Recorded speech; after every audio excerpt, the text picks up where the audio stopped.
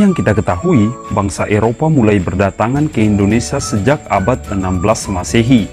Latar belakang kedatangan mereka adalah karena jatuhnya kota Konstantinopel ke tangan Turki Utsmani yang beragama Islam pada tahun 28 Mei 1453, di mana kerajaan Bizantium ataupun Romawi Timur di bawah kepemimpinan Kaisar Konstantin Paleopogus ini jatuh ke tangan kerajaan Islam di bawah pimpinan Sultan Muhammad II, ataupun nanti yang dikenal dengan nama yang terkenal yaitu Sultan Muhammad Al-Fatih. Konstantinopel merupakan pusat perdagangan yang berhubungan langsung dengan bangsa Eropa.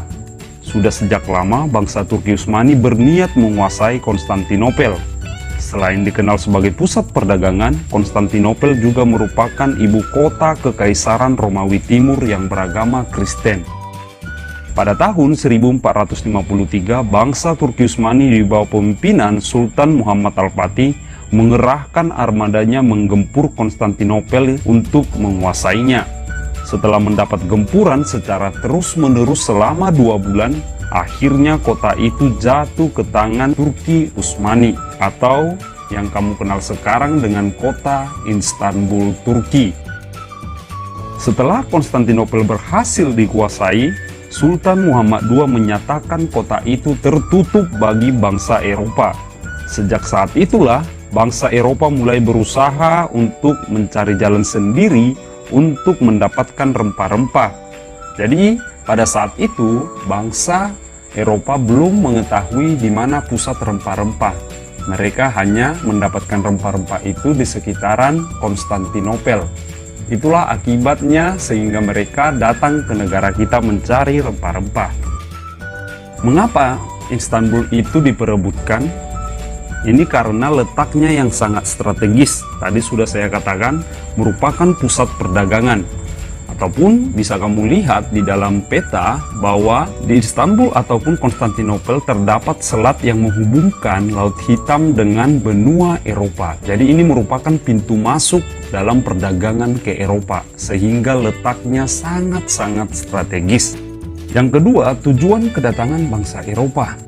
Setelah memutuskan untuk melakukan pelayaran yang sangat jauh untuk mencari rempah-rempah, mereka merencanakan ataupun mencanangkan 3 tujuan pokok yang dikenal dengan istilah 3G, yaitu yang pertama adalah mencari kekayaan ataupun yang dikenal dengan gold, yang kedua menyebarkan agama Nasrani atau dikenal dengan gospel, dan yang ketiga mencari kejayaan ataupun glory, di mana bangsa Eropa ini juga berkeinginan untuk melanjutkan yang namanya perang salib ataupun crusade pada tahun 1905, sehingga mengadakan penjelajahan samudra itu sendiri. Kita lihat dimulainya pelayaran ataupun penjelajahan samudra yang diawali dengan penjelajahan dari bangsa Spanyol. Bangsa Spanyol sendiri merupakan bangsa yang nantinya membuka untuk jalur-jalur pelayaran internasional. Salah satu tokohnya yang terkenal adalah Christopher Columbus, di mana Columbus adalah seorang anggota marinir yang berasal dari Genoa, Italia. Ia lama tinggal di Spanyol dan mengabdikan dirinya kepada penguasa ataupun kerajaan Spanyol. Beberapa kali ia mengajukan diri mengadakan untuk pelayaran, tetapi selalu ditolak oleh raja. Barulah pada tahun 1492, Ratu Isabella memberikan dia izin. Columbus diberi 3 buah kapal yang dikenal dengan nama Pinta, Nina, dan Santa Maria. Itu adalah kapal yang diberikan kepada Columbus. Akhirnya nanti, pada tahun 1492, Columbus sampai di Kepulauan Kanari sebelah barat Afrika. Disinilah ketika tiba di Kepulauan Perairan Karibia, ia mengira telah tiba di India. Karena itulah penduduk asli yang ditemuinya disebut dengan nama Indian. Jadi nama Indian, suku asli Amerika, dikira karena telah sampai di India, ternyata beliau sampai di Amerika. Akhirnya nanti dia kembali ke Spanyol dan dianggap sebagai pahlawan. Tokoh yang kedua adalah Magellan dan Delcano. Magelhaen memulai pelayarannya ditemani seorang kapten laut yang bernama Juan Sebastian Delcano dan seorang sastrawan asal Italia yang bernama Pigafetta. Mereka berlayar menjelajahi samudra. Mereka berlayar ke arah barat daya melintasi samudra Atlantik yang bergelombang besar. Akhirnya mereka tiba di ujung selatan benua Afrika.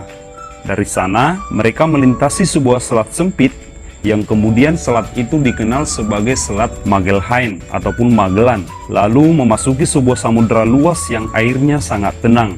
Oleh sebab itulah samudra itu dikatakan Samudra Pasifik, yang artinya Samudra Pasifik artinya adalah samudra yang tenang dan damai. Akhirnya nanti tahun 1521 mereka tiba di sebuah pulau yang disebut dengan Pulau Guam. Dan mereka tiba di pulau kecil bernama Masava di Filipina. Akhirnya di pulau itulah terjadi sebuah tragedi di mana Magelhaen sendiri terbunuh oleh orang suku-suku asli yang berada di sana yang dikenal dengan nama suku Mactan. Lalu perjalanan selanjutnya dilanjutkan oleh Delcano yang berhasil melarikan diri.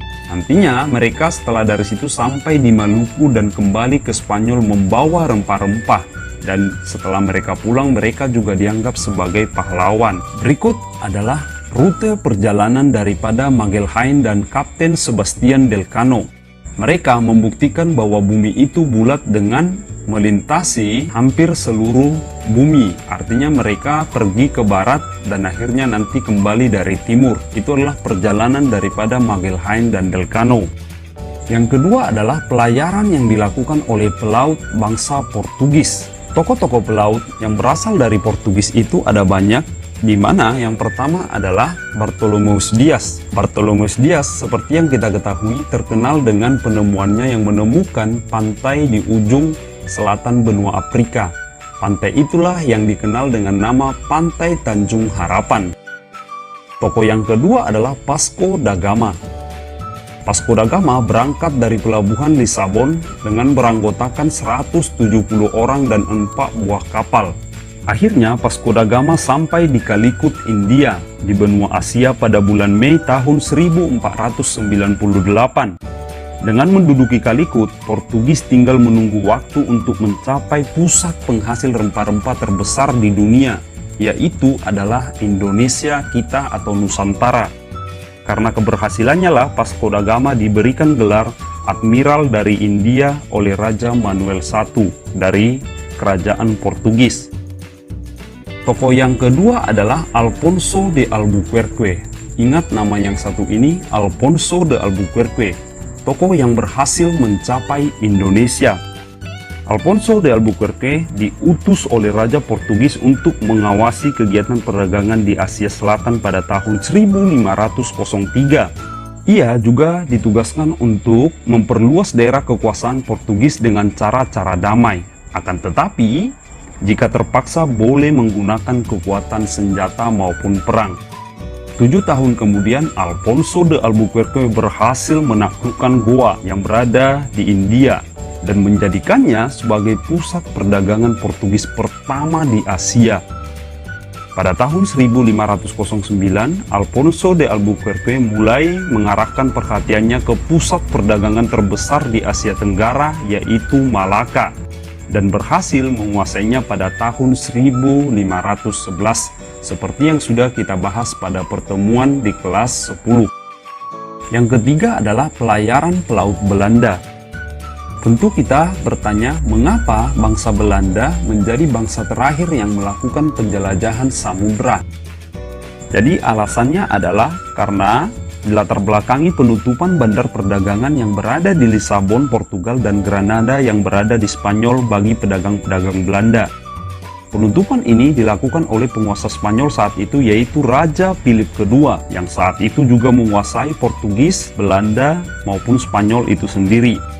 Padahal sebelumnya, pedagang-pedagang Belanda membeli secara bebas rempah-rempah dari kedua bandar perdagangan tersebut. Namun, sejak tahun 1568 terjadi perang antara Belanda dan Spanyol.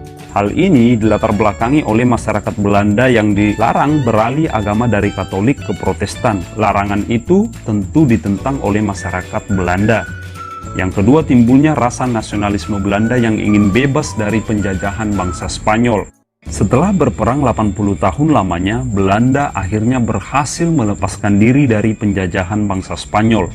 Itulah sebabnya di dalam sejarah Eropa dikenal dengan sebutan Perang 80 tahun, yaitu perang antara Spanyol dengan Belanda.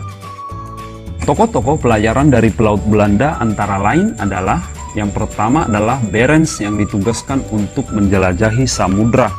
Tapi yang terjadi adalah pada saat itu Barents tidak mengetahui arah maupun harus kemana melakukan penjelajahan samudra. Akhirnya beliau berlayar ke kutub utara dan beranggapan bahwa bumi itu bulat. Sehingga nanti Barents juga terdampar di kutub utara yang sangat dingin. Pelayaran kedua dilanjutkan oleh ekspedisi De Houtman, di mana De Houtman ini berangkat dari Belanda dengan 4 kapal dan 64 meriam dengan anggota 249 orang.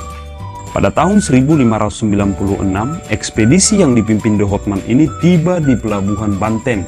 Ingat, tiba di Pelabuhan Banten untuk pertama kalinya. Kedatangan pelaut-pelaut Belanda itu tidak diterima dengan cukup ramah oleh penguasa Banten pada saat itu dan penduduk setempat, karena mereka itu bersikap kasar dan angkuh. Oleh karena itu, ekspedisi Belanda tersebut tidak lama berada di Banten. Setelah membeli cukup rempah-rempah, mereka langsung meninggalkan Banten dan kembali ke negaranya melalui Selat Bali.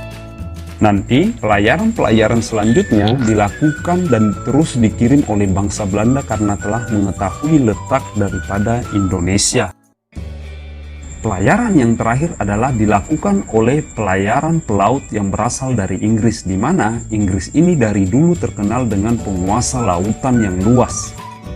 Beberapa tokoh pelaut yang berasal dari Inggris adalah: yang pertama itu dilakukan oleh Francis Drake, pelaut pertama Inggris yang berhasil mencapai Indonesia pada tahun 1577 sampai 1580. Dalam pelayarannya mengelilingi dunia, ia singgah di Ternate, Indonesia. Francis Drake kembali ke negaranya dengan banyak cengkeh yang dibawanya dan pala juga yang berasal dari Ternate. Sejak saat itulah Inggris mulai terdorong langsung untuk terlibat secara langsung dalam perdagangan rempah-rempah. Pelayaran selanjutnya dilanjutkan oleh George Raymond, tapi beliau ini gagal karena wabah penyakit yang menimpa awak-awak kapalnya. Pelayaran selanjutnya dilanjutkan oleh James Lancaster yang berhasil mencapai Aceh dan Penang, Malaysia. Lancaster tiba di Aceh dan melanjutkan perjalanannya sampai ke Banten. Pelayaran selanjutnya adalah Sir Henry Middleton yang berhasil juga mencapai Ternate di Kepulauan Timur Indonesia. Bahkan beliau juga melakukan perdagangan di Tidore, Ambon, dan Banda. Akhirnya nanti, kongsi dagang Inggris yang bernama Egg berhasil mendirikan kongsi dagang di Sukadana, Ambon untuk pertama kalinya. Jadi ingat, mereka sudah mulai mengincar pusat rempah-rempah terbesar di Asia, yaitu Indonesia.